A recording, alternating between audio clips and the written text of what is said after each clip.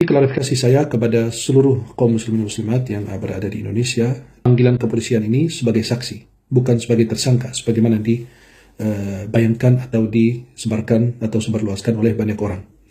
Yang kedua, tuduhan terhadap pelecehan kepada santri itu tidak benar adanya. Baik Bapak Ibu sekalian yang berbahagia, di subuh hari ini ada satu hadis daripada baginda Nabi Muhammad sallallahu alaihi wasallam. Dalam hadis ini Nabi menjamin umatnya kalau melakukan 6 ini dijamin masuk surga. Mau enggak Bapak Ibu? Oh mesti. Itu pertanyaan yang salah sebenarnya. Karena pertanyaannya mau enggak masuk surga itu mau gitu. Cuman bagaimana, seperti apa? Mau masuk surga itu cepat, lambat, atau yang penting masuk surga? Pilih mana? Yang penting masuk surga, lambat, atau cepat banget gitu? Gitu ya. Gitu juga ya. Kayaknya jawabannya hampir sama atau merata. Kata Nabi dalam hadisnya begini.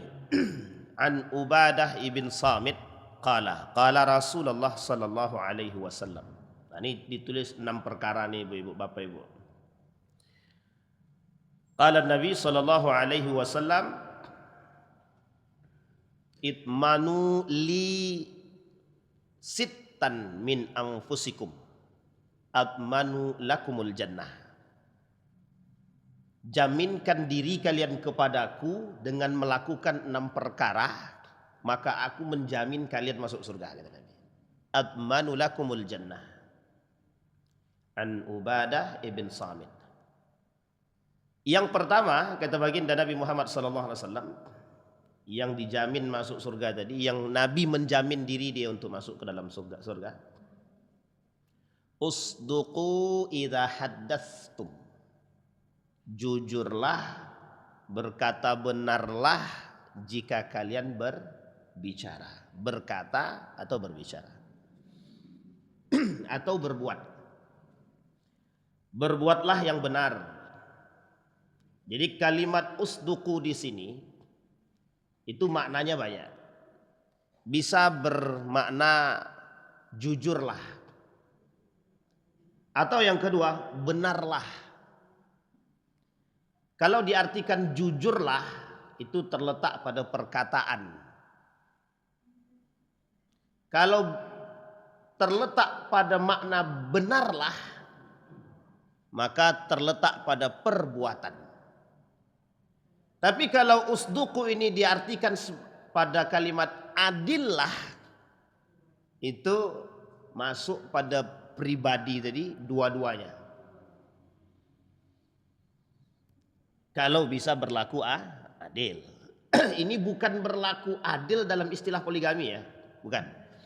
Ini usduku yang dimaksud ini adil terhadap diri sendiri. Kenapa demikian Nabi berkata? Karena Nabi memprediksi kejadian ini.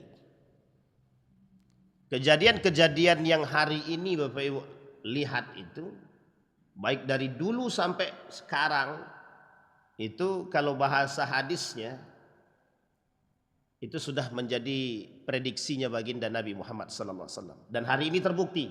Nabi memprediksinya 1400 tahun yang lalu melalui hadisnya. Inilah yang disebut dengan nubuat ataupun wahyu yang Allah berikan. Wa ma yantiqu 'anil hawa in huwa illa wahyun yuha. Nabi kalau bicara, kalau dia mengatakan sesuatu, itu mesti wahyu. Nah wahyu itu mesti dijaga. Jadi tidak mungkin Nabi mengatakan sesuatu tanpa penjagaan, itu tidak mungkin. Makanya itulah istilahnya Nabi disebut dengan maksum, dijaga, terjaga. Tapi bukan berarti Nabi tidak salah. Bukan berarti Nabi tidak pernah salah. Salah. Cuma kesalahan Nabi itu langsung dikoreksi oleh Allah. Baik. Itu yang pertama, usduqu idza haddatstum. Kemudian yang kedua, wa aufu idza ahadtum. Tunaikanlah janji yang kalian membangun janji dengan siapapun. Bahasa sederhananya jangan ingkar janji.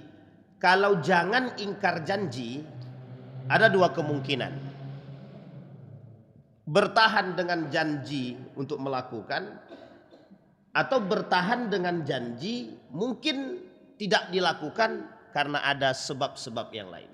Tapi kalau kalimatnya wa'aufu, penuhilah setiap janji-janji yang Anda buat.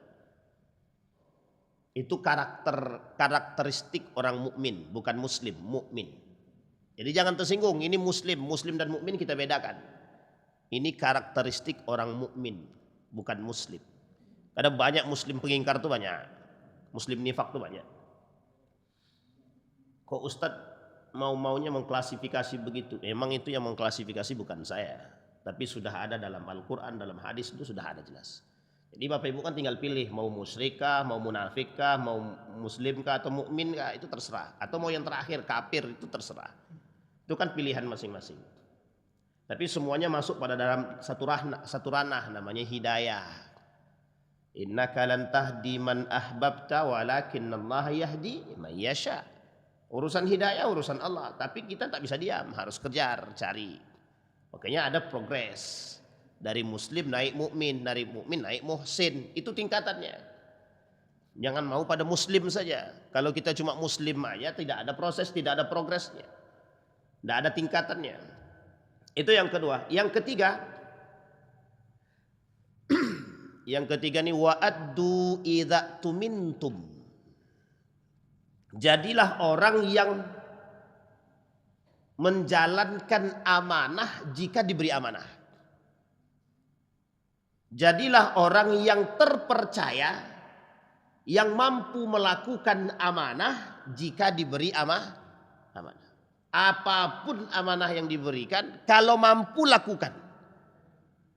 Atau kalau tak mampu bagaimana? Tinggalkan. Jangan semua mau diambil, oh, aku ini mampu. Mungkin Bapak Ibu pernah lihat ada satu orang 10 organisasi atau 10 amanah bisa jadi. Bagian A, bagian B, bagian C, dia semua. Itu biasa saja. Yang penting wa'addu idza tumintum.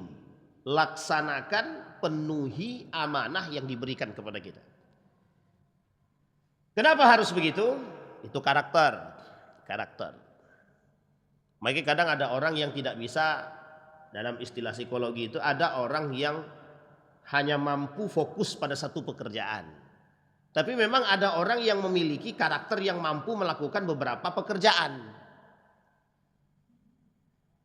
Kita sebut namanya Ibnu Rushdi. Ibnu Rushdi ini ilmuwan yang multidisipliner kalau bahasa gaulnya. Artinya Ibnu Rushdi ini ilmuwan yang menguasai beberapa bidang ilmu. Bukan satu, beberapa bidang ilmu. Nah, ini perlu kita koreksi, linearitas ini perlu dikoreksi. Kenapa saya sangat tidak sepaham dengan konsep linearitas? Karena konsep linearitas ini kalau bahasa gaulnya dikotomi. Kalau bahasa sederhananya, konsep linearitas ini memutus seseorang untuk belajar pada keilmuan yang lain. Oh, dia fisika, berarti tak boleh belajar agama, udah fisika aja. Nggak bisa begitu. Ibnu Rushdi, Ibnu Sina, Imam Al-Ghazali, Ibnu Al-Hayyan, Al-Farabi, itu tidak satu bidang ilmu, Pak. Tidak satu bidang ilmu. Banyak bidang ilmunya. Minimal 3. Cuma pondasinya dibangun dari agama dulu, baru keilmuan yang lain. Siapa sangka Ibnu Rushdi itu mengarang kitab Bidayatul Mujtahid wa Nihayatul Muqtasid, fikih 4 mazhab. Padahal dia ahli fisika, ahli kimia deh. Lebih kental mana antara agama dengan fisika dan kimianya Ibnu Rushdi? Lebih kental 2 terakhir itu, fisika dan kimianya, itu yang dikenal. Ilmu logikanya kenceng, ilmu filsafatnya kuat. Tapi Bagaimana dengan keagamaannya? Oh, dia hafal Quran. Bahkan dia punya kitab namanya Bidayatul Muqtasid wa Nihayatul Muqtasid, fikih 4 mazhab. Fikih 4 mazhab. Di dalam itu banyak mazhabnya. 3 jilid dalam terjemahan bahasa Indonesia. Dalam bahasa Arab 2 jilid. Ada yang 2 jilid, ada yang 1 jilid. Itu tinggal pilih percetakan yang mana. Pertanyaannya adalah apakah yang disampaikan dalam kitab 4 mazhab ini, Bidayatul Mujtahid ini, banyak yang menyimpang karena dia pakar fisika tadi? Tidak. Tidak. Sudah ditashih sekian banyak para ulama, bahkan menjadi rujukan di beberapa pesantren. Tingkatan-tingkatan pada fiqhul muqaran itu buku beliau nggak ketinggalan. Pada fikih perbandingan mazhab itu buku beliau nggak ketinggalan. Kitabnya Ibn Rushdin ini nggak ketinggalan. Baik, yang pertama sudah, kedua dan ketiga. Sekarang yang keempat, wahfazu furujakum. Tolong dijaga betul kemaluanmu. Ini bahasanya juga cukup vulgar lah. Wahfazu furujakum. Tolong dijaga kemaluanmu. Ini paham maksudnya nih ya. Nanti kita lihat kasus-kasus yang terbaru. Yang kelima, waghaddu absarakum. Tolong jaga pandanganmu, baik pandangan mata mau pandangan hati. Pandangan hati itu berpengaruh kalau pandangan matanya salah. Makanya bahasa para ulama itu, apa bedanya mata kita dengan mata binatang? Apa bedanya Bapak Ibu? Mata kita langsung ke hati. Mata binatang cukup segitu aja. Kalau mata kita nih, tujuan mata itu diciptakan untuk apa? Melihat. Tapi ada tapinya. Mata nih diciptakan untuk melihat yang baik-baik saja, bukan untuk melihat yang buruk-buruk. Tapi kalau mata binatang tak ada filterisasi, tak ada. Sekarang pertanyaannya bagaimana manusia itu bisa melihat yang baik-baik saja? Itu tergantung pada imannya tadi. Cantik bini orang tuh, itu mata yang salah itu. Bukan yang baik, tak ya. Jadi persoalan mata. Ghaddu absarakum, jaga pandangan, jaga mata. Itu yang kelima. Nanti kita rincikan. Sekarang yang keenam. Wa kaffu aidiakum. Tolong jaga tanganmu. Kaffu aidiakum, tahan tanganmu, tahan. Nah, ini banyak maknanya. Tahan tanganmu, tahan. Jaga tanganmu. Jarimu. Aidiakum, kalimatnya aidi, bukan finger, bukan asabi', tapi aidi. Aidiakum itu tangan. Tangan itu berarti dari jari sampai ke atas itu tangan. Dalam satu makna. Jadi itu dijaga. Kata Nabi, admanu lakumul jannah. Aku menjamin kalian kalau sudah terjaga 6 ini pada diri kalian, aku jamin masuk surga. Itu Nabi yang bilang. Pertanyaannya adalah, bagaimana pandangan para ulama-ulama hadis tentang hadis tersebut? Tidak ada keraguan dalam hadis tersebut. Tidak ada keraguan. Surganya bersyarat. Apa syaratnya? 6 perkara tersebut. Pertanyaannya adalah, apa modal utama daripada 6 tersebut? 1, iman saja. Iman. Karena yang bisa melakukan mesti orang beriman saja. Tidak mungkin orang muslim. Orang beriman. Maksudnya muslim yang beriman gitu. Atau orang mukmin yang muslim. Ada orang mukmin tapi tidak muslim dia. Nah, ini syarat untuk menjadi seorang mukmin harus muslim. Baik. Nah, sekarang kita lihat Granada. Pernah dengar nama Granada? Pernah ya? Granada benteng terakhir kerajaan Islam di Spanyol, Andalusia. Ada namanya Granada. Ini benteng terakhir. Berkuasa lebih kurang 2 abad setengah, 250 tahunan lah. Berarti 2 abad setengah. Berkuasa. Selama kekuasaan Granada sebagai benteng terakhir umat muslim ini pusat Islam di Eropa, atau Islam di Eropa mulai dikenal melalui Andalusia. Jadi ketika berbicara tentang persoalan Granada sebagai benteng terakhir kerajaan Islam di dunia, atau di dalam peradaban Islam itu kita bicara pada 5 asbab runtuhnya Granada. Kita lihatin tuh 5 sebab runtuhnya. Biar kita bisa memandang ke depan apa yang harus kita lakukan. Jadi asbab 5 runtuh tadi tidak keluar daripada 6 yang dijamin oleh Nabi tadi. Tidak keluar daripada itu. Di antara 5 tersebut kita ambil nomor yang ketiga. Yang ketiga itu perpecahan di kalangan umat muslim. 1. Pertanyaannya adalah perpecahan di tengah di kalangan umat muslim itu apa sebab terjadinya di Granada ketika itu? Kita lihat dulu sebab berjayanya Granada itu apa? Sebab berjayanya, sebab berkuasanya apa selama 2 abad setengah dalam sejarah. Ini kita buka dalam kitab sejarahnya Muhammad Salabi. Boleh dicek nanti dalam kitabnya Andalusia Muhammad Salabi. Di dalam kitabnya Muhammad Salabi ini, beliau mengatakan setidaknya ada 2 hal yang sangat menjadi potensi utama mengapa Granada itu bertahan selama 2 abad setengah, Granada 2 abad setengah dan jaya pada saat itu. Yang pertama iman. Yang kedua gotong royong. Sudah paham ya gotong royong ya? Maksud gotong royong ini apa? Bahu membahu. Bahu membahu. Maksudnya gotong royong ini apa? Nilainya empati. Ini kan ada dalam Pancasila kan? Dalam Pancasila kita kan ada. Jadi secara makna Pancasila itu tidak bisa dipertentangkan dengan agama. Tak bisa. Secara makna, secara ideologi, Pancasila itu sama sekali tidak bertentangan dengan agama. Sama sekali tidak bertentangan. Itu kalau ada yang mempertentangkan memang perlu dipertanyakan keagamaannya itu. Agamanya juga perlu dipertanyakan. Tidak bisa dipertentangkan antara Pancasila dengan agama, ideologinya. Yang pertama tadi iman, yang kedua gotong royong.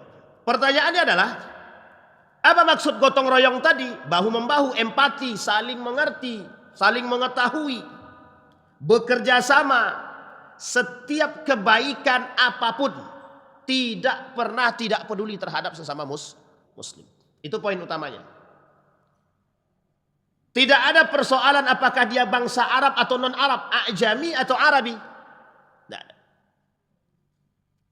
Sama halnya dengan istilah bahasa sekarang ini, Bhinneka Tunggal Ika. Baik. Pertanyaan kemudian muncul. Bagaimana ketika itu imannya masyarakat Granada atau kerajaan-kerajaan ketika itu di bawah kekuasaan Granada? Kalau kita bicara iman personal. Tapi yang jelas pemimpinnya beriman. Itu kuncinya. Pemimpinnya beriman. Setelah masyarakat beriman, pemimpin beriman. Karena masyarakat beriman akan memilih pemimpin beriman. Masyarakat beriman akan memilih pemimpin beriman. Ini yang poin pentingnya. Kalau pemimpinnya sudah beriman, andai kata masyarakatnya ada yang tidak beriman, maka ini tinggal tergantung kepada kebijakan pemimpin. Maka poin utamanya jelas. Itu sebab daripada bertahannya karena gotong royongnya, karena imannya Granada, Andalusia. Pertanyaan muncul, lah terus bagaimana kok bisa yang dengan kondisi iman kuat, masyarakatnya bagus, gotong royongnya mantap, lah kok bisa Granada hancur? Di sini poin pentingnya, disusupilah oleh kelompok yang haus kekuasaan. Disusupi oleh kelompok yang haus kekuasaan. Artinya, masuklah oknum-oknum tertentu di dalam kerajaan tersebut yang mulai mengguliti nilai, bukan mengguliti, yang mulai menggerogoti nilai-nilai kebaikan yang terbangun berdasarkan iman tadi di dalam kerajaan Granada. Apa kata Syekh Salabi? Sudah menjadi sunnatullah. Apa itu? Di mana ada perpecahan, di situ ada kebinasaan. Maka yang digrogoti dulu adalah kekuasaan dulu. Oh, cinta kekuasaan segala macam terjadi dalam tubuh. Ini internal. dalam tubuh. Kita tak berbicara eksternal, tapi internal dulu. Pertanyaannya adalah ketika setelah itu terjadi, karakter cinta terhadap kekuasaan terjadi, apa yang akan mereka lakukan? Hasud menghasut, geser menggeser. Sekarang dari Umayyah yang dulu kita pernah jelaskan sampai Granada, kasusnya sama apa berbeda? Secara kasus internalnya sama atau berbeda? Hampir sama, mayoritas sama. Baik Umayyah, Abbasiyah, Andalusia, kemudian Utsmaniyah, Ayyubiyah, Yarmuk dan lain sebagainya, sama. Semua sama, mayoritas sama. Apa sebabnya? Haus kekuasaan. Digrogotilah, dicokolilah, segala macam dicokoki, cinta akan kekuasaan. Sunnatullahnya adalah kalau terjadi perpecahan, mesti kebinasaan. Berarti kalau seandainya kita umat muslim ini berpecah, maka akan binasa. Itu sunnatullahnya, kata Syekh Salabi. Maka tidak aneh jika beberapa ahli sejarah mengatakan kehancuran ini dipicu oleh kecintaan yang berlebihan terhadap kekuasaan atau dunia. Nah, disinilah poin pentingnya, terjadinya perpecahan di tubuh umat muslim ketika itu. Sama halnya dengan Turki Utsmani. Hanya saja modelnya yang berbeda. Model membuat perpecahan dalam tubuh umat muslim itu yang berbeda. Ada yang sifatnya kelompok, ada yang sifatnya personal, ada yang sifatnya cinta kekuasaan, ada yang sifatnya cinta dunia dan lain sebagainya. Itu yang ketiga dari poin asbab 5 tadi, kehancuran atau runtuhnya Granada. Asbab yang keempat, meninggalkan, sama dengan yang sebelumnya. Andalusia, Granada itu sama dengan Abbasiyah, sama dengan Turki Utsmani. Meninggalkan jihad. Sekali lagi, meninggalkan jihad. Ini sudah saya sampaikan juga di beberapa pertemuan dan juga sudah kita sampaikan di beberapa tempat. Bahkan kita juga sudah menyampaikan beberapa video tentang perang pemikiran yang berkaitan tentang meninggalkan jihad, baik dalam bentuk tulisan ataupun video. Hampir sepakat para pengamat politik pemikiran Islam itu mengatakan persoalan jihad itu, meninggalkan jihad ini adalah salah satu hilangnya ruh perjuangan. Ruh perjuangan. Kalau Adyan Husaini bilang, tapi agak vulgar sedikit, bukan vulgar, agak sensitif.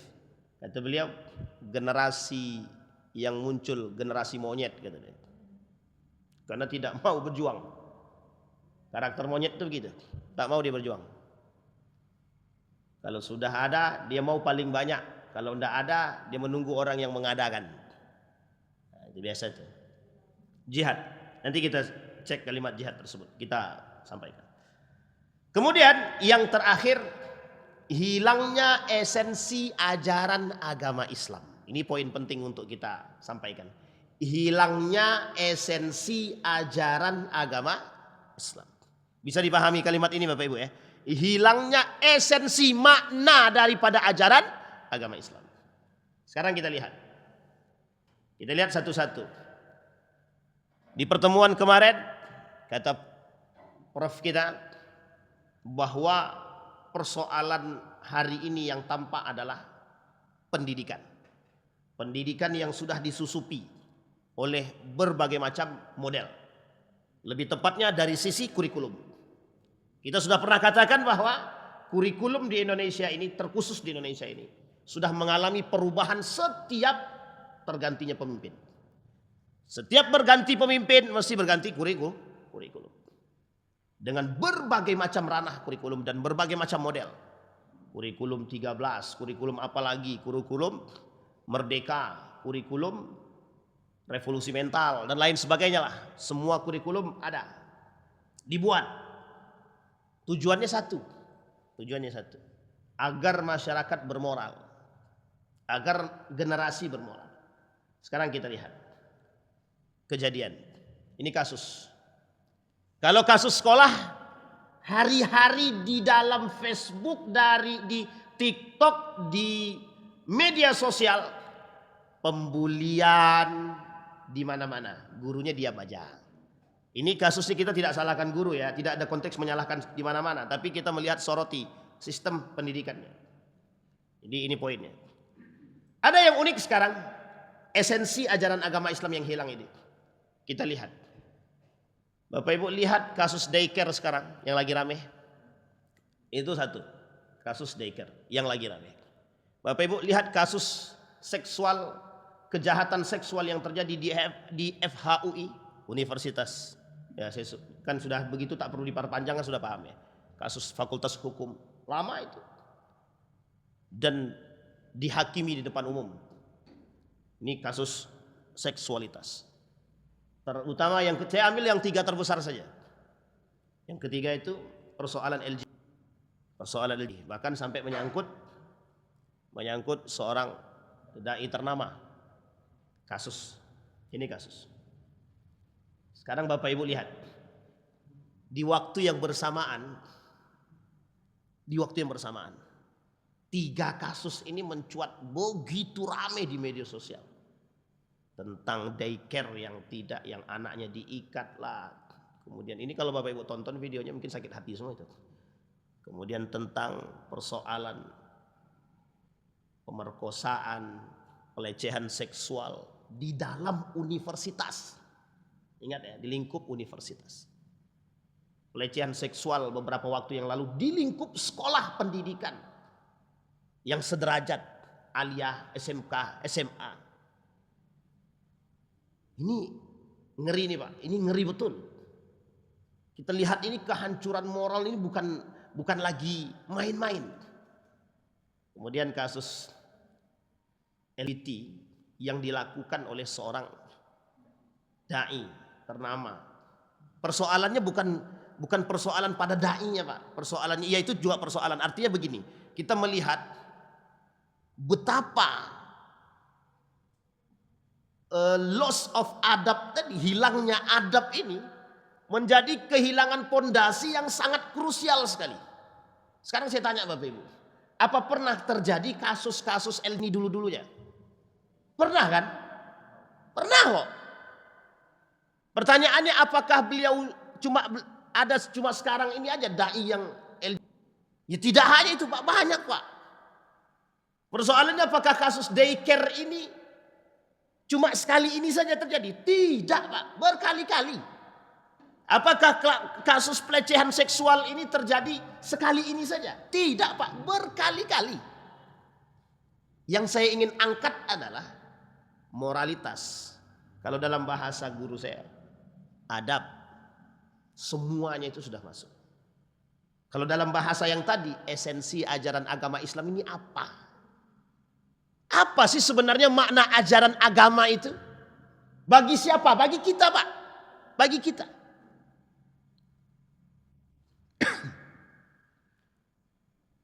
Perhatikan kasus kampus hari ini.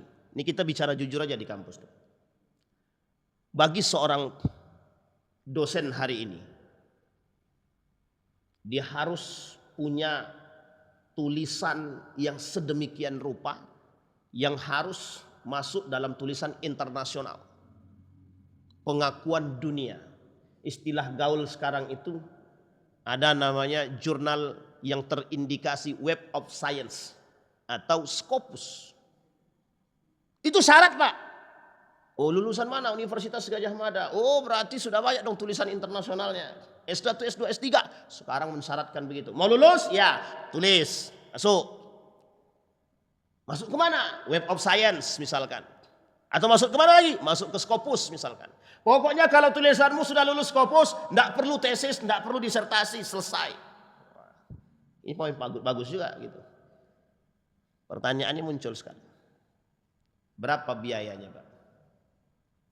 Untuk Scopus itu ada yang sampai 20 juta. Kadang dibagi tergantung penulisnya berapa. Kalau 5 bagi 5. Sekarang Pak, ini mohon maaf ya, itu dosen fokusnya ke sana Pak. Fokusnya ke sana. Ketika dapat Scopus tadi, ada yang mengajukan kembali. Mengajukan kepada kampus tempat dia mengajar. Nanti diberi reward. Sehingga mohon maaf Pak, Sudah tidak murni sekarang itu orang melakukan penelitian keilmuan. Sudah bercampur dengan urusan dunia. Pertanyaannya bukan di situ, Pak. Persoalannya bukan di situ. Persoalannya apa? Fokus kita terbagi pada tulisan tersebut. Kita tak fokus lagi dalam membina mahasiswa. Hilang, Pak. Hilang arah kita dengan mahasiswa. Guru disibukkan dengan administrasi. Kapan mereka turun dengan mohon maaf? Kapan mereka turun dengan murid? Kapan mereka akan mendampingi murid? Makanya ditulis dalam tulisan beliau, saya sepakat dalam tulisan itu. Full day learning. Tahu Bapak Ibu kalimat full day learning itu? Sekolah belajar pokoknya full day. Full itu penuh. Hari, penuh hari. Dari jam 7 pagi masuk jam 3 sore. Anak SD kelas 1, kelas 2, kelas 3 sampai kelas 6. Sekarang saya tanya Bapak Ibu. Kapan Bapak Ibu mendidik anak Bapak Ibu cuci baju sendiri?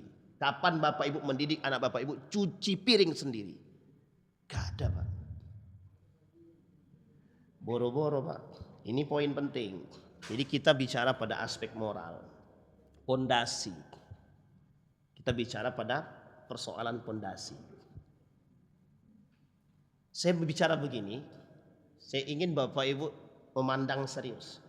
Beberapa waktu yang lalu saya lihat video ada Ustadz kita, Ustadz Joko Sumaryono berbicara tentang Al-Quran di sini. Itu poin penting tuh yang disampaikan beliau itu. Kita mengajarkan Al-Quran kepada anak, membuat satu kedisiplinan Al-Quran di rumah, Bapak Ibu. Jangan pandang 1 pekan, pandangnya tahunan. Kalau Bapak Ibu cuma pandang 1 pekan tidak ada hasil. Tapi kalau Bapak Ibu pandang 1 tahun, 2 tahun, 3 tahun, itu baru nampak hasilnya. Beradab atau tidak beradabnya, mengerti atau tidak mengertinya. Mereka disiplin atau tidak disiplinnya dengan Al-Quran, itu kelihatan di situ, Pak. Jadi kalau kita cuma sepekan saja nggak kelihatan, Pak, nggak kelihatan. Perhatikan kasus daycare ini, Pak. Saya sangat sepakat dengan satu tulisan ini, Akmal Safril namanya. Ada Ustadz namanya Akmal Safril, dia tuliskan begini. Untuk sang ayah. Apa kata beliau dalam catatan akhir beliau begini. Untuk ayah-ayah. Kata dia apa? Tempat kami berlindung, ayah.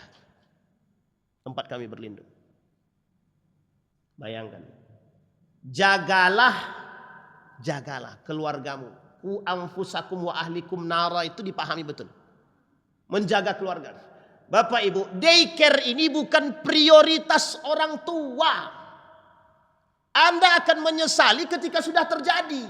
Sebelum terjadi Anda biasa saja, Pak. Menyesal aku taruh anakku di daycare sini, Pak. Begini. Ketika Anda sudah berniat menaruh anak di tempat penitipan anak, itu Anda sudah menjadi orang yang mohon maaf, membagi prioritas Anda sebagai seorang ayah ataupun ibu terhadap orang lain. Bapak Ibu pernah dengar satu cerita. Cerita seorang anak memanggil bapaknya Om. Tahu alasannya apa? Karena setiap hari ditaruh di tempat penitipan anak. Akhirnya apa yang terjadi? Anak itu memanggil bapaknya Om. Memanggil ibunya Tante. Memanggil pembantunya siapa? Mama. Memanggil ibu yang menjaga dia di tempat sekolah itu apa? Ibu. Coba bayangkan. Ini poin penting, Pak. Cerita yang ingin saya sampaikan. Ada seorang profesor menulis buku. Judul bukunya itu Bagaimana Menggapai Beasiswa ke Luar Negeri. Bagaimana menggapai beasiswa sampai ke luar negeri. Ini beliau tuliskan buku itu. Beliau tuliskan. Orang profesor ternama beliau. Boleh dicek dalam tulisannya, catatannya. Di bukunya Adian Husaini beliau juga sampaikan. Dalam tulisan beliau di beberapa media juga disampaikan. Adian Husaini. Beliau katakan begini. Profesor ini itu sangat terkenal dalam istilah keilmuan. Beliau lulusan luar negeri, bahkan beasiswa. Beliau tuliskan satu buku bagaimana bisa mendapatkan beasiswa ke luar negeri dengan baik, Bagaimana harus menguasai bahasa Inggris dengan bagus. Beliau pelajari, beliau kasih buku tersebut. Beliau diperjualbelikan. Belakangan beliau tarik semua buku itu. Beliau tarik. Ketika diwawancarai, ditanya, apa yang membuat Anda menarik kembali buku-buku Anda? Apa kata beliau? Buku itu cuma mengajarkan orang cerdas IQ, tapi bukan cerdas. Apa yang terjadi dengan profesor tadi? Bapak Ibu mau tahu? Profesor ini punya anak semuanya sukses, tapi tidak ada satupun yang mau peduli dengan diri dia. Akhirnya apa yang dia lakukan? Dia bangun pondok pesantren sendiri, bukunya ditarik semua. Dia bangun pondok sendiri, dia belajar sendiri, dia cari orang, dia tinggal di pondok itu.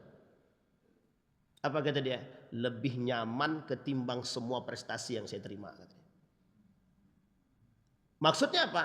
Hilangnya nilai agama pada diri beliau dan di dalam keluarga beliau justru membuat sesuatu yang kehausan pada saatnya. Ini saya pernah ceritakan Pak, kasus ini di sini juga. Seorang anak berasal dari satu daerah namanya Manado. Bapaknya pergi pagi pulang malam. Bapaknya pulang, anaknya sudah tidur. Bapaknya pergi, anaknya masih tidur. Sampai terus anaknya kuliah. Kuliahlah anaknya di Yogyakarta. Sampai di Yogyakarta, satu ketika bapaknya pensiun. Apa kata bapaknya? Nak, aku mau ke Yogyakarta bertemu dengan dirimu. Oh silakan Pak. Dikirimkan tiket sama anaknya. Berangkat ke Yogyakarta. Tidak dijemput sama anaknya. Kata anaknya, Pak mohon maaf Pak, saya lagi ada rapat. Nanti ada yang jemput Bapak. Supir anaknya Pak. Jemput. Dibawa ke mana? Apartemen. Kalau bahasa kita nih tempat tinggal yang sangat mewah lah, apartemen. Dibawa ke rumah, ke apartemen. Apa yang terjadi Pak? Seminggu bapak itu di situ tak pernah bertemu dengan anaknya. Seminggu bapak itu di situ tak pernah bertemu dengan anaknya. Apa jawaban bapak itu kepada anaknya? Nak, pulangkan aku ke rumah, aku mau rindu ibumu. Dibawa Pak, dibelikan tiket. Mohon maaf Pak, tidak bisa ngantar, nanti ada si A yang ngantar. Diantar Pak, bukan anaknya yang ngantar. Supir anaknya yang ngantar. Diantar Pak, balik ke Manado. Tak lama kemudian meninggal dia, bapak tersebut. Tak bertemu dengan anaknya. Tahu Bapak Ibu cerita ini? Apa dia ceritakan kepada istrinya? Inilah kesalahan yang pertama yang terjadi dalam diriku, kata dia. Ini poin penting betul Pak, sangat betul. Saya mengajak begini agar kita berpikir betul. Serius betul berpikir tentang hal begini. Ketika kehilangan adab itu Pak. Kehilangan adab, kehilangan moral, kehilangan arah, kehilangan iman. Itu serius Pak. Jadi apa yang terjadi? Anak ini tadi bilang begini. Kata anak ini mohon maaf, saya tidak menyalahkan siapapun yang punya pekerjaan. Tidak, sama sekali tidak. Tapi jangan pernah lupa sebagai ayah, sebagai ibu, jangan pernah lupa. Anda tidak sebagai seorang pengkhianat di hadapan Allah ketika Anda mampu menjaga keluarga tadi. Kasus daycare ini cambuk bagi kita Pak. Mengapa sekarang yang heboh banget gitu? Sebelumnya kasus-kasus, Bapak Ibu percaya atau tidak percaya, daycare di Pekanbaru ini pernah rame pada masanya sebelum daycare yang sekarang di Yogyakarta itu. Apa yang terjadi? Sama kelakuannya Pak. Anak diikat, anak dipukul sampai merah-merah, termasuk salah satu di antara anak yang pernah dititipkan di situ itu adalah anak keluarga saya. Anak keluarga saya. Itu pernah dititipkan di daycare yang ada di Pekanbaru ini Pak. Salah satunya yang kasus itu yang pernah yang dihebohkan ketika itu. Pertanyaannya adalah tidak satu kali dua kali. Pertanyaan kita sederhana, kok bisa ini berulang? Masalahnya di mana? Moralitasnya Pak, adabnya Pak, imannya di mana? Ini poin pentingnya di situ. Makanya kenapa Salahuddin itu dikatakan, mengapa Muhammad Al-Fatih? Ini pernyataan ulama. Tidak mudah membangun generasi emas seperti Al-Fatih, seperti Salahuddin, seperti Ibnu Mas'ud, seperti Khalid bin Walid. Tidak mudah Pak. Tidak mudah. Jadi dalam kalimat ku anfusakum tadi, jangan dipahami persoalan ibadah Pak. Bukan. Bukan hanya persoalan ibadah saja, dalam berbagai macam aspek. Bapak Ibu bayangkan, ketika anak Bapak Ibu dibully di sekolah. Itu kira-kira yang mau melayang apa? Tangan atau parang? Ini kan kalau kita sebagai seorang ayah, mohon maaf Pak ya. Jadi perlu keseriusan memandang begini. Ada yang mengatakan begini sama saya, Ustaz, bisa enggak yang begini ini, tolonglah yang di atas itu anggota dewan, pemerintah fokus dalam memberikan sanksi yang berat atau apa segala macam. Saya bilang, mudah-mudahan dengan kasus-kasus begini mereka bisa. Tapi setidaknya gini Bapak. Begitulah hari ini kita ditampakkan sistem pendidikan yang bobrok itu menghasilkan kebobrokan. Sistem pendidikan yang hancur menghasilkan generasi yang hancur. Ini kalau kita tarik ke sejarah Pak, mohon maaf ya kalau kita tarik ke sejarah. Ini kalau boleh kita tanya sama founding father, nyesal mereka Pak, yakin saya nyesal dia. Kenapa dulu kok kurikulumnya kayak gini gitu. Bisa dipahami ya Bapak Ibu ya. Sekarang itu daycare. Maka Bapak Ibu, saya hanya ingin menyampaikan kepada ayah-ayah, Bapak Ibu semua. Sesibuk apapun Anda, kasih waktu untuk anak, kasih waktu untuk anak. Anda tidak akan punya waktu yang lebih. Ustaz, kami ini dah kakek-kakek dah yang jaga cucu. Terserah mau bapak-bapak, kakek-kakek. Kalau kakek-kakek tolong ingatkan anaknya, tolong ingatkan anaknya. Ini bukan persoalan, tapi persoalannya adalah pada pendidikan. Bapak Ibu, saya ingat betul satu pernyataan dari seorang perempuan begini. Bu, kenapa ibu tidak masukkan anak ibu ke tempat pengajian itu biar anak ibu bisa mengaji di situ dan rame untuk Iqra? Tahu enggak ibu-ibu, Bapak Ibu, jawaban ibu ini apa? Dijawab sama perempuan nih Pak, apa jawabannya? Sederhana jawabannya. Ini Ustadz ladang pahala saya. Kalau ladang pahala saya ini diambil juga sama orang, kapan saya punya pahala mengajarkan anak ini mengaji? Tapi kalau setelah dia mengerti Iqra, Ustadz, sudah selesai dia Iqra, sudah masuk ke Quran, tidak apa-apa, dia ngaji tempat lain. Tapi pondasi dia dari saya, katanya. Coba bayangkan. Cambuk bagi saya Pak, ketika mendengarkan perkataan tersebut. Cambuk betul. Saya bilang, perempuan ini punya model berpikir yang kalau dalam istilah saya out of the box kalau bahasa gaul sekarang. Itu kadang-kadang saya nggak nyampe Pak, saya berpikir anak saya ini mau saya ngajikan di tempat yang ngaji mungkin karena saya punya kesibukan. Kemudian anak ini tidak ada yang ngajar ngaji. Kadang-kadang orang tua kalau ngajar anak ngaji kan cepat emosi. Dan anak ngaji tempat lain aja gitu. Ini kita jujur-jujur aja kan begitu. Apa kata beliau? Ini ladang pahalamu di sini cuma. Kalau semuanya diambil orang sudah sekolah formal, dia sekolah diajarkan di sana. Lah kalau ngaji juga diajarkan di sana, terus saya ngajar apa kata dia. Lah kan ibu sekolah, ibu kan PNS, saya bilang gitu. Dia jawab, justru itu kata dia. Justru saya tak punya waktu, nanti takutnya saya susah, pertanggungjawabannya susah kata. Semenjak itu saya kepikiran juga Pak. Jadi harus punya waktu untuk mengajarkan anak mengaji. Paling tidak mendengarkan dia Pak. Paling tidak mendengarkan dia. Kalau negara kita nih aman damai saja, isi di muka bumi ini cuma Quran saja, pembacaan hadis saja, halakah saja diambil beberapa contoh tempat misalkan. Mungkin kita tidak terlalu risau betul Pak. Tapi mohon maaf, bayangkan sekarang untuk melahirkan anak perempuan ini takut Pak. Mohon maaf, melahirkan anak perempuan ini takut. Sampai kepikir Pak, saya punya seorang saudara angkat. Setiap anak perempuannya ini sudah kuliah. Tidak dibenarkan bawa motor sendiri, diantarkan ke kampus, dijemput dibalik, bolak-balik Pak orang tuanya. Saking takutnya dengan pergaulan perempuan hari ini. Saking takutnya dengan pergaulan hari ini Pak. Takut betul dia. Anakku perempuan Wan. Nah, kasus kan kejadian di kampus Pak. Kok bisa kejadian kasus seksualitas itu terjadi di dalam kampus? Pertanyaannya adalah pendidikannya bagaimana, moralnya bagaimana, pendidikan adabnya seperti apa? Ini yang disebut dengan pendidikan cuma berbasis IQ. Tidak berbasis iman. Sekarang saya tanya Bapak Ibu, apa model keunggulan kampus tersebut. Ada enggak kampus itu, keunggulan satu kampus itu penilaiannya iman, takwa, adab, ada enggak?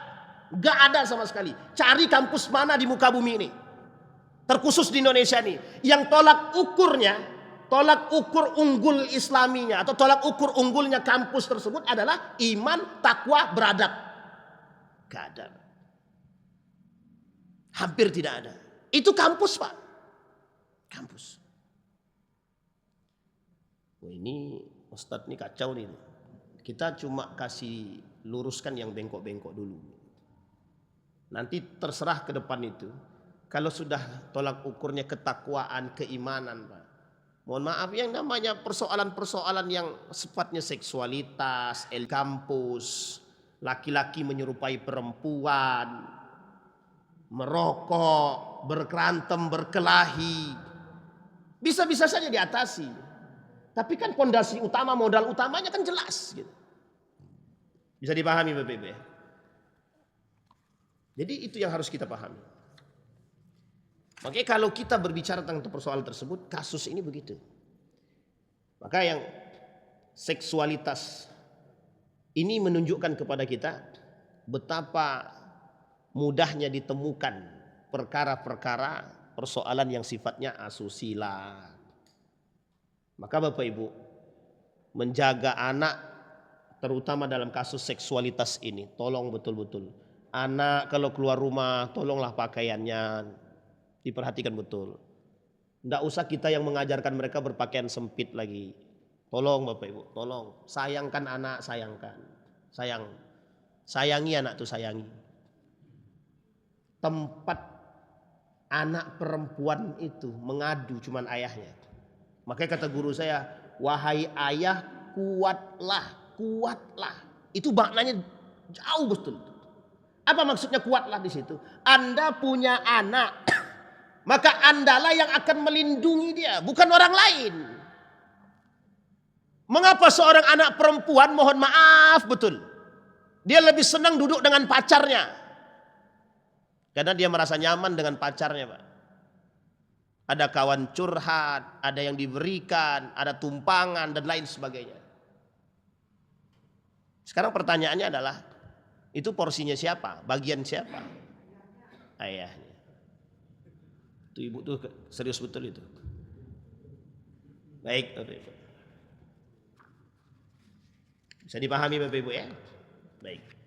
Maka kata Adyan Husaini dalam kitab ini, dalam bukunya beliau, Jangan Kalah Sama Monyet. Loh, ini beliau yang nulis. Tulis saja judul bukunya, Jangan Kalah Sama Monyet. Di dalam buku ini beliau mengatakan, akar masalah umat, kata beliau. Akar masalah umat. Yang pada tahun 1972 atau 77 itu pernah disampaikan konsep ini oleh Naqib Al-Attas di Makkah Al-Mukarramah. Konsepnya adab, mengembalikan adab-adab itu. Konsepnya ta'dib, membuat manusia beradab. Beradab ini maksud beliau apa? Pernah disampaikan oleh Umar bin Al-Khattab dalam pernyataan beliau. Apa kata Umar bin Khattab? Ta'addabu thumma tata'allamu. Beradablah Anda, maka barulah Anda belajar. Baru Anda berilmu. Beradablah Anda, baru Anda berilmu. Ini pernyataan Umar bin Khattab. Ta'addabu thumma tata'allamu. Dalam kitabnya Syekh Hasim Al-Ash'ari. Saya juga menekankan poin ini sama Pak. Saya sangat sejalan dengan kitabnya beliau. Adabul alim wal muta'allim. Karangan siapa? Syekh Hasim Al-Ash'ari. Apa poin utama yang beliau tekankan Pak? Beradablah. Kenapa kok kalimatnya digunakan adab? Bapak Ibu boleh cek dalam Al-Quran tentang adab ini. Ada atau tidaknya kalimat adab dalam Al-Quran?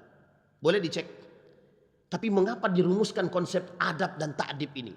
Saya tidak sedang mempromosikan konsep ini. Tapi saya ingin katakan Pak, Ismail Rajhi Al-Faruqi, seorang ulama pemikiran yang pernah ingin mengembalikan ilmu-ilmu itu kemudian diislamkan oleh beliau. Tinggal di Amerika. Mendirikan namanya Triple IT. IIT namanya. IIT. International. Lupa saya. Pokoknya IIIT, boleh cek di itu ada. Itu punyanya Ismail Raja Al-Faruqi. Buku yang pertama yang beliau populerkan namanya Tauhid. Tauhid. Syekh Naqib Al-Attas berkawan dengan Ismail Raja Al-Faruqi. Konsep yang dibangun oleh beliau adalah menyampaikan persoalan umat, loss of adab, hilang adab.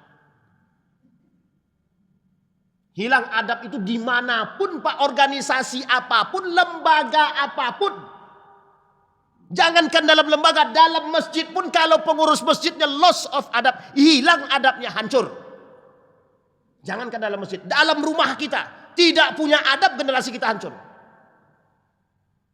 Itu poin pentingnya, Pak. Loss of adab.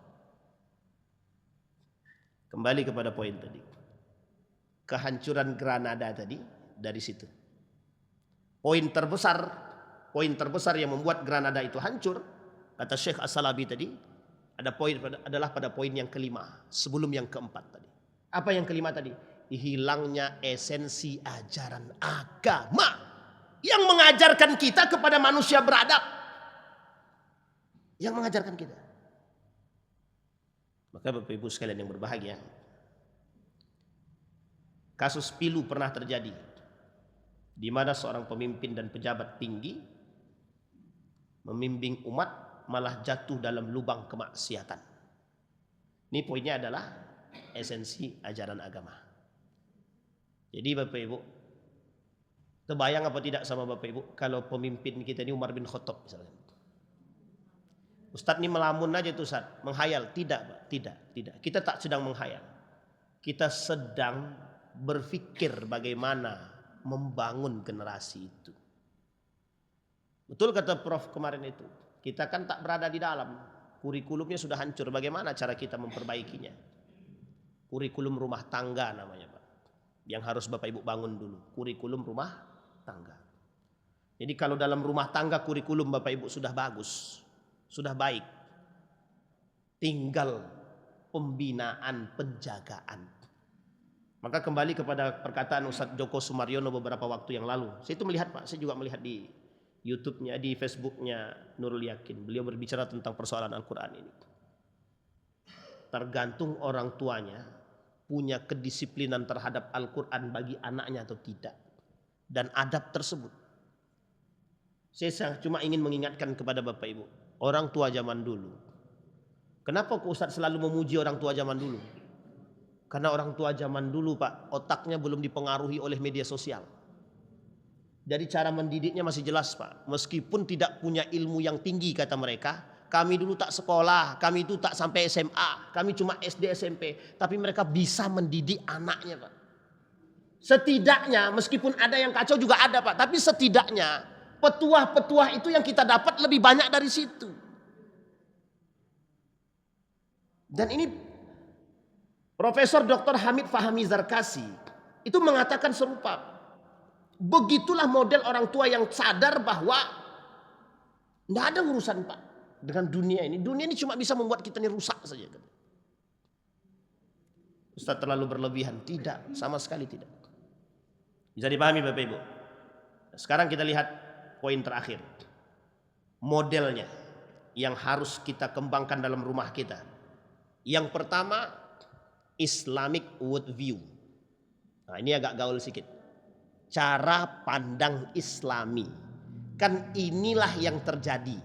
Kita kan agak bangga dengan berkebarat-baratan sedikit. Jadi kita tak bangga pula dengan budaya Islam ini, kita tak bangga. Kalau kita lebih bangga dengan budaya-budaya yang datang dari barat. Kadang-kadang kita lebih bangga dengan budaya-budaya orang Eropa ketimbang budaya Islam itu sendiri. Makan tangan kanan nak, wes biasa aja lah Bu, tangan kiri pun tak masalah. Ini contoh saja sederhana. Islamic worldview. Apa maksudnya Islamic worldview? Cara pandang Islami. Kembalikan. Yang telah hilang dari rumah kita kembalikan. Apa itu? Mohon maaf. Kita ambil contoh. Bapak Ibu, Islamic worldview ini bukan kita mengislamkan rumah tangga kita, bukan. Nilai rumah tangga ini berdasarkan pada nilai-nilai agama. Oh, kami sudah Islami di rumah kami, Pak Ustaz. Kalau sholat kami pakai jubah semua, kain sarung. Bukan itu yang dimaksud. Bukan itu. Nilai yang dibangun, baik sopan santunnya, akhlaknya, cara makannya, cara tidurnya. Nggak usah gengsi dengan sunnah-sunnah ini, nggak usah gengsi. Budaya makan mana yang rakus itu? Nggak ada, Pak. Islam nggak pernah mengajarkan budaya makan rakus itu, nggak ada. Budaya makan mana yang berlebihan sampai mohon maaf, kalau bahasa lainnya tabzir. Nggak ada, Pak. Islam tak mengajarkan itu. Nggak ada, Pak. Budaya mana yang mengajarkan, Islam mana yang mengajarkan bahwa boleh melawan orang tua? Nggak ada, Pak. Bahkan dalam agama manapun nggak ada itu anak diwajarkan melawan kepada orang tua, nggak ada. Jadi ada satu konsep yang salah sekarang. Ini tolong betul-betul, saya tidak menyinggung siapapun.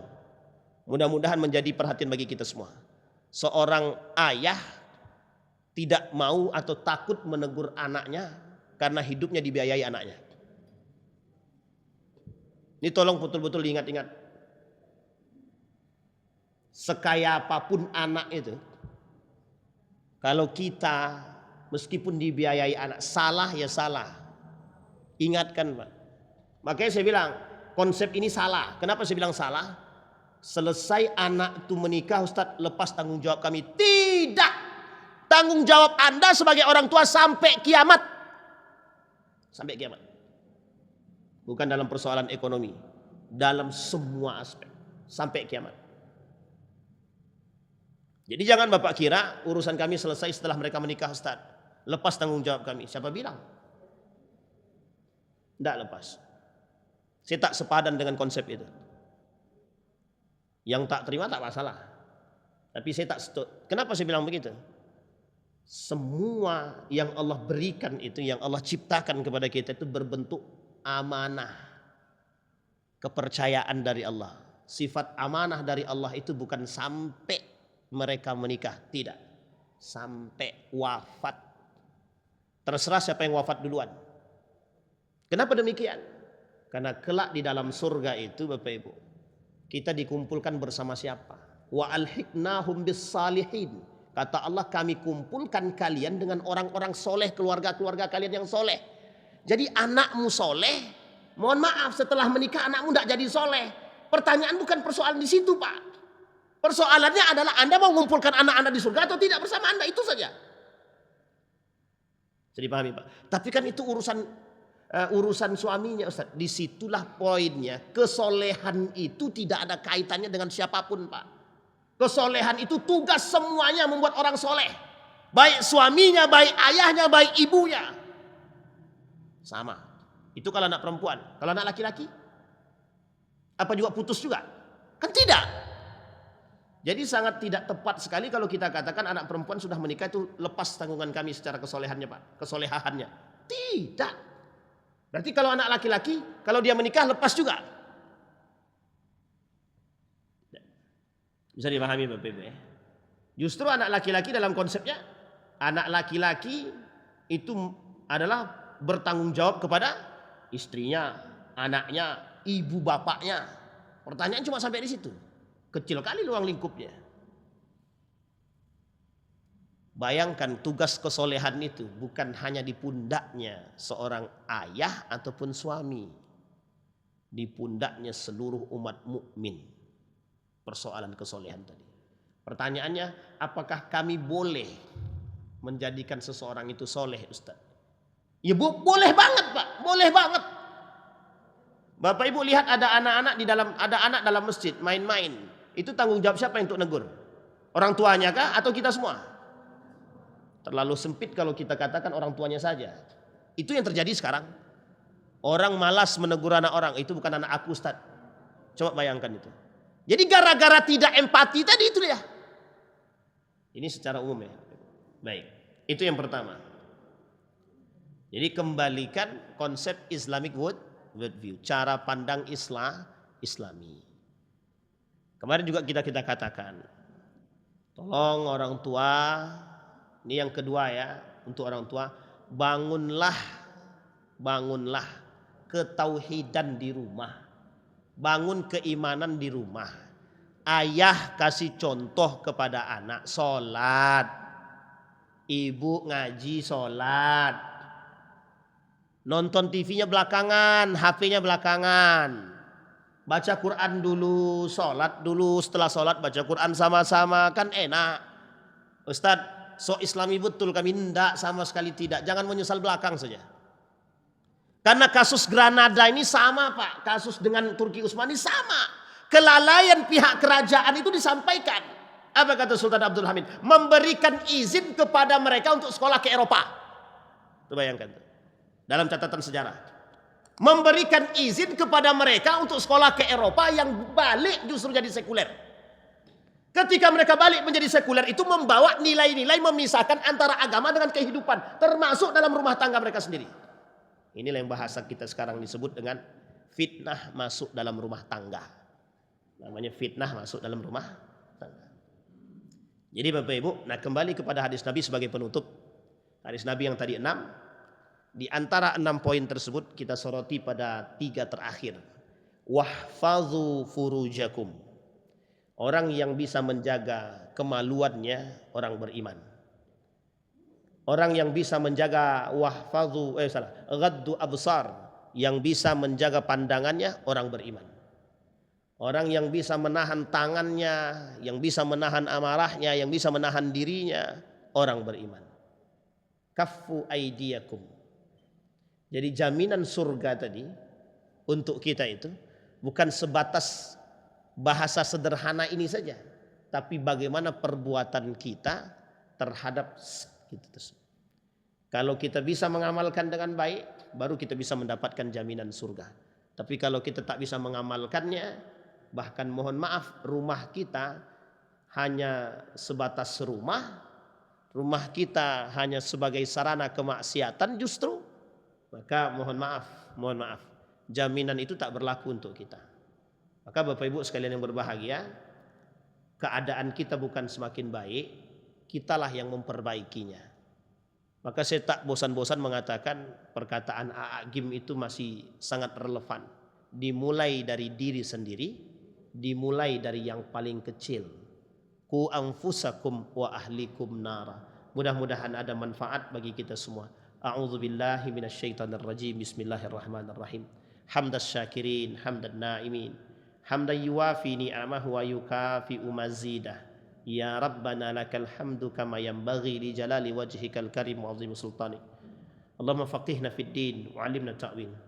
Allahumma anfa'na bima 'allamtana warzuqna 'uluman tanfa'una fid dini wad dunya wal akhirah. Allahumma ighfir lana dhunubana wa dhunuba walidina warhamhuma kama rabbayana shighara. Allahumma ighfir lahum warhamhum wa'afihim wa'fu 'anhum wa akrim nuzulahum wa wassi' madkhalahum waj'alil jannata mathwahum ya arhamar rahimin. Allahumma arinal haqqa haqqa warzuqna ittiba'ah wa arinal batila batila warzuqna ijtinabah. Allahumma ansur man nasara ad-din wa khudhul man khadhal muslimin. Allahumma jannibna min munkaratil akhlaq. Allahumma asli akhlaqa syababal muslimina wal muslimat wal mu'minina wal mu'minat. Allahumma rzuqna imaman adilah. Allahumma asli akhlaqa imamana ya rabbal alamin. Rabbana atina fid dunya hasanah wa fil akhirati hasanah wa qina adzaban nar. Walhamdulillahi rabbil alamin. Assalamualaikum warahmatullahi wabarakatuh.